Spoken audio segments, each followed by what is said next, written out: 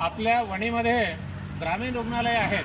97 मध्ये ग्रामीण रुग्णालय ओपन झालं आणि हे जेव्हा बांधकाम झालं त्यानंतर तेव्हापासून या ठिकाणी ज्या पद्धतीनं पाणी राहतात आणि इथे जे रुग्ण आहे इथं आले नाही पाहिजे सरकारी दवाखान्यामध्ये म्हणून असं षडयंत्र राजकीय नेत्यांचं आणि वरिष्ठ अधिकाऱ्यांचं आहेत आणि सार्वजनिक बांधकाम विभागाचं पूर्ण दुर्लक्ष आहे. आत्ताच मी इथे सार्वजनिक बांधकाम विभागाच्या इंजिनियरशी बोललोय. ते म्हणे मी माझ्या खिशातून लावू का, मी पाठपुरावा केलेला आहे, मी प्रयत्न करून राहिलो, शासनाचा पैसा येईल तेव्हाच करू. पण या ठिकाणी एक ट्रॅक्टर जरी चुरी टाकली तरी याची लेवल येतो आणि एका ट्रॅक्टरला पैसे किती लागतो हे सुद्धा लक्षात ठेवलं पाहिजे. आणि आमदार संजयजी देरकर यांनी अनेक वेळा इथे चक्रा मारल्या, फोटो काढले, फोटो सेशन केलं आणि सर्व काही त्यांनी प्रयत्न केले.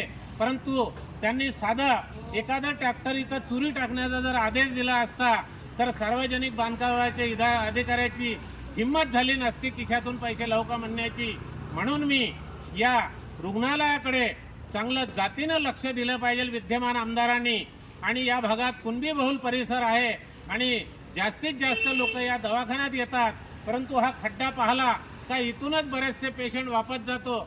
इथे टीटीचे इंजेक्शनसुद्धा सध्या 2-3 दिवसापासून उपलब्ध नाही.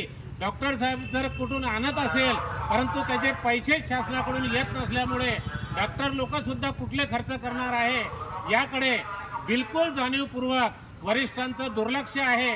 आणि या भागात जेवढे बी आमदार आले एकांची लेवल समजून मंत्री देत नसल्यामुळे कलेक्टर आणि पालकमंत्री बसून आमच्या भागाचा सर्व चुना, सिमेंट, कोळसा ह्या निधी तिकडे पळवून नेतात आणि या मतदारसंघाच्या जनतेला मतापुरतं बाहुलं बनवून ठेवलेलं आहे. आणि या रुग्णालयामध्ये पूर्ण परिसरामध्ये घाण झालेली आहे आणि नगरपालिका क्षेत्रातली घाण पूर्ण या दवाखान्यामध्ये येऊन आहे. कोणाला जरी इथं येऊन पाहायचं असेल तर त्यांनी पाहावं आणि मी जर चुकीचं बोलत असेल तर माझ्यावर कायदेशीर कारवाई करावी आणि जे चुकीचे असतील त्यांच्यावर सुद्धा कारवाई झाली पाहिजे अशी मी संपूर्ण वणी शहर आणि या मतदारसंघाच्या जनतेच्या वतीने या एक ट्रॅक्टर नुसतं टाकलं तरी काम होतं. बाहेर तर पूर्ण गंदगीच पसरलेली आहे आणि या भागात मतापुरते नेते राहिलेले आहे. या नेत्यांना थोडी तरी एक आपुलकी आली पाहिजे.